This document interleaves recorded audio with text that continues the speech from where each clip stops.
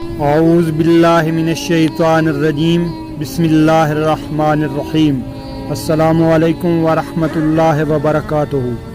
Viewers, آپ سیرت النبی صلی اللہ علیہ وآلہ وسلم کے ٹاپک سے مستفید ہو رہے ہیں۔ پچھلے سب ٹاپکس میں آپ نے عرب بادشاہیوں اور حجاز کی عمارت کے متعلق سنا، اور اس سب ٹاپک میں آپ انشاءاللہ عرب سرداریوں اور ان کے اختیارات کے بارے میں سماعت فرمائیں گے۔ قحطانی اور عدنانی قبائل کے متعلق آپ پہلے سماعت فرما چکے ہیں کہ پورا ملک عرب ان قبائل کے درمیان تقسیم ہو چکا تھا۔ اس کے بعد ان کی عمارتوں اور سرداریوں کا نقشہ کچھ یوں تھا کہ جو قبائل ہیرا کے ارد گرد آباد تھے انہیں حکومت ہیرا کے تابع مانا گیا، اور جن قبائل نے بادیت الشام میں سکونت اختیار کی تھی انہیں غسانی حکمرانوں کے تابع قرار دیا گیا، مگر یہ متاحتی صرف نام کی تھی، عملاً نہ تھی۔ ان دو مقامات کو چھوڑ کر اندرون عرب آباد قبائل ہر لحاظ سے آزاد اور خود مختار تھے۔ ان قبائل میں سرداری نظام رائج تھا، قبیلے خود اپنا سردار مقرر کرتے تھے، اور ان سرداروں کے لیے ان کا قبیلہ ایک مختصر سی حکومت ہوا کرتا تھا۔ سیاسی وجود و تحفظ کی بنیاد قبائلی وحدت پر مبنی عصبیت اور اپنی سرزمین کی حفاظت اور دفاع کے مشترکہ مفادات تھے۔ قبائلی سرداروں کا درجہ اپنی قوم میں بادشاہوں جیسا تھا۔ قبیلہ صلح و جنگ میں بہرحال اپنے سردار کے فیصلے کے تابع ہوتا تھا، اور کسی حال میں اس سے الگ تھلگ نہیں رہ سکتا تھا۔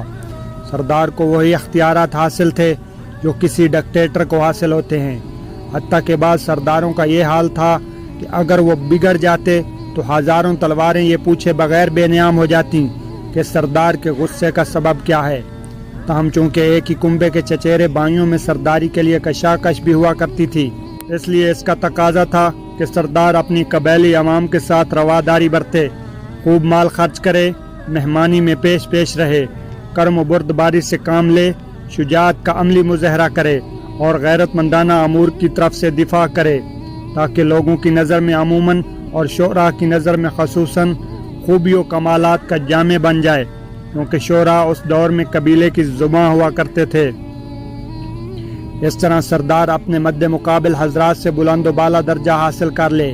سرداروں کے کچھ مخصوص اور امتیازی حقوق بھی ہوا کرتے تھے، جنہیں ایک شاعر نے یوں بیان کیا ہے: ہمارے درمیان تمہارے لیے مال غنیمت کا چوتھائی ہے، اور منتخب مال ہے، اور وہ مال ہے جس کا تم فیصلہ کر دو، جو سرِ راہ ہاتھ آ جائے اور جو تقسیم سے بچ جائے۔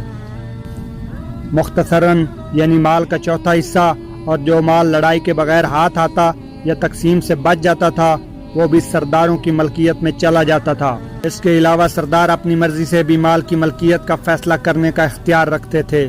عام طور پر ان 4 اقسام کا مال حکمرانوں کی ملکیت ہوتا تھا، مثلاً مربح یعنی مال غنیمت کا چوتھا حصہ، صفائی وہ مال جسے تقسیم سے پہلے سردار اپنے لیے منتخب کر لے، نشیطہ وہ مال جو قوم تک پہنچنے سے پہلے راستے میں ہی سردار کے ہاتھ لگ جائے، فضول وہ مال جو تقسیم سے بچ جائے، یعنی غازیوں کی تعداد پر برابر تقسیم نہ ہو، مثلاً تقسیم سے بچے ہوئے گھوڑے اور اونٹ وغیرہ۔ ان تمام اقسام کے مال سردار کی ملکیت ہوا کرتے تھے۔